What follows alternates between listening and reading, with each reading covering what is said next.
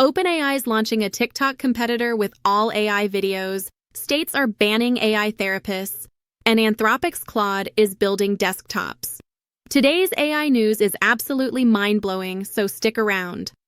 Hey everyone, and welcome to Kitty AI Daily. I'm your favorite AI host's favorite AI host, Kitty, bringing you the hottest AI news. Today we've got 3 game-changing stories that are reshaping the AI landscape right before our eyes. All right, let's dive in. First up, OpenAI is launching its own TikTok-like social app, and this is absolutely incredible. The company is preparing to release a standalone social app powered by Sora 2 that looks just like TikTok. But here's the twist. Every single video in the feed is entirely AI-generated. Can you imagine it? A vertical video feed with swipe navigation and personalized For You pages? But instead of human creators, all content is created by OpenAI's advanced video generation model, Sora 2. This is completely different from anything we've seen before. The app will let users create short 10-second AI videos, and get this, they've even implemented an identity verification system where you can confirm your likeness and appear in AI-generated videos. You can tag friends, collaborate on videos, and even get notifications if your likeness appears in someone else's creation, even in drafts. OpenAI actually launched this app internally last week, and it's become so popular among employees that managers are joking about it being a drain on productivity. How funny is that? But this internal enthusiasm is actually seen as a positive sign for broader consumer adoption. Now, the timing of this launch is absolutely brilliant. With all the uncertainty over TikTok's future in the US due to ongoing political and regulatory issues, OpenAI sees this as a perfect opportunity to capture users who are looking for alternatives to TikTok, especially those wary of geopolitical concerns. Let's not forget that Sora was first launched in December 2024 as a web-based tool and later integrated into ChatGPT. The original Sora struggled with realistic physics and longer action sequences, but Sora 2 is designed to address these limitations, enabling more convincing and dynamic video generation. Of course, they're not alone in this space. Meta has introduced Vibes, an AI video feed within its Meta AI app, and Google is integrating its Veo 3 model into YouTube. But OpenAI's approach is completely different because their new app is a separate platform focused solely on AI-generated content.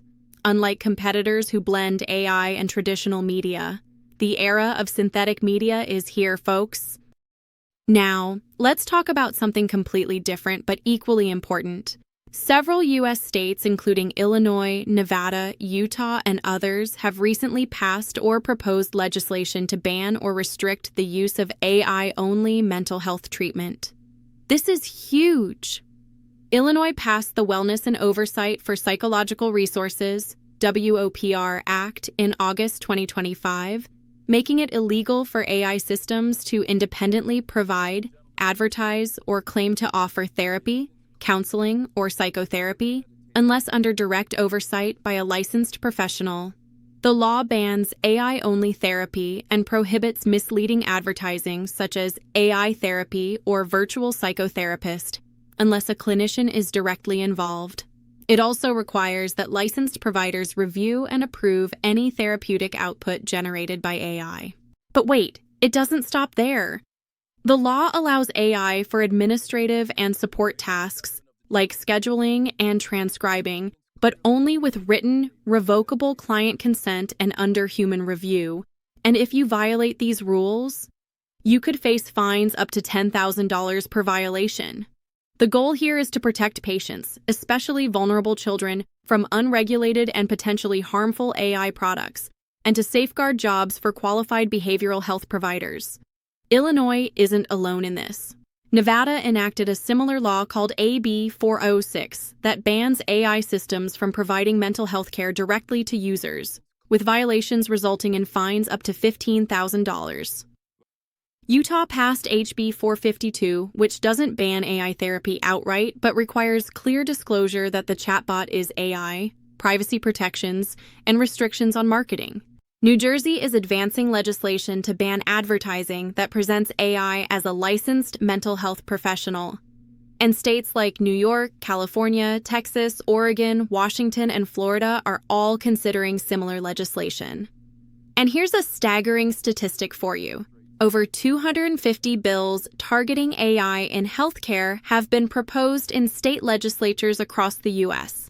That's a clear indication of how seriously lawmakers are taking this issue.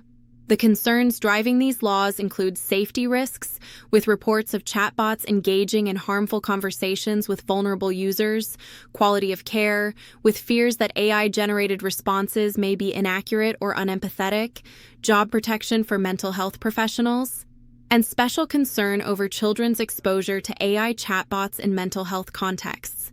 It's a reminder that while AI can be a powerful tool, there are some areas where human expertise remains irreplaceable. All right, now for our final story today, and this one is straight out of science fiction.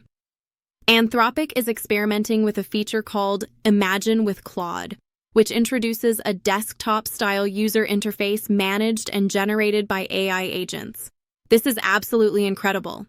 Imagine appears as a pop-up in Claude, opening a classic desktop environment with familiar elements like icons, a trash can, and a prompt menu labeled, "What do you want to build?" Users can interact with desktop-style icons, some leading to internal pages like Claude artifact games and cloud code documentation. The feature is described as a lightweight agent that lets users generate apps and digital artifacts directly within Claude, using a traditional desktop metaphor to ease adoption for users familiar with OS workflows but new to generative AI. Right now, it's just a demo, possibly limited to certain plans or max users, with no firm public release date yet. But the potential here is mind-blowing. The system uses a prompt that instructs Claude on how to render the UI, with an internal agent codenamed Heli responsible for UI generation. Heli handles interactivity, while other agents manage the logic and functionality.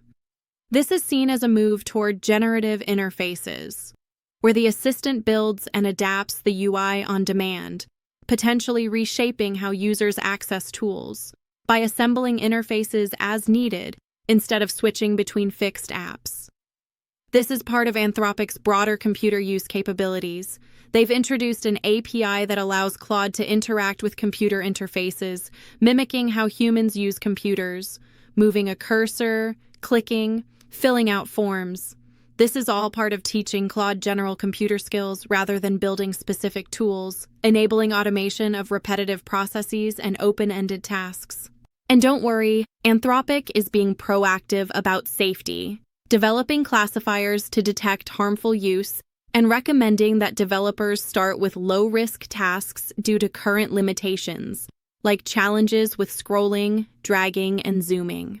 On the OS World benchmark, Claude 3.5 Sonnet actually outperformed other AI systems in using computers via screenshots and stepwise tasks. Demonstrations show Claude generating spreadsheet data, checking exchange rates, and navigating browsers using screenshots and pixel coordinates. Wow, what an incredible day in AI news. We're witnessing history in the making. These stories show us that AI is rapidly evolving from simple chatbots and tools to entire ecosystems and interfaces that could transform how we create, consume content, seek help, and interact with technology itself. What do you think about these developments? Are you excited to try OpenAI's new AI-only TikTok? Do you agree with states banning AI-only therapy? And how mind-blowing is Anthropic's desktop UI concept? Let me know in the comments below. Don't forget to like this video and subscribe to Kitty AI Daily for all your AI news. Hit that notification bell so you never miss an update. And if you found this information valuable, share it with a friend who's interested in AI. Thanks for watching, and I'll see you tomorrow with more breaking AI news. Stay curious. Peace out.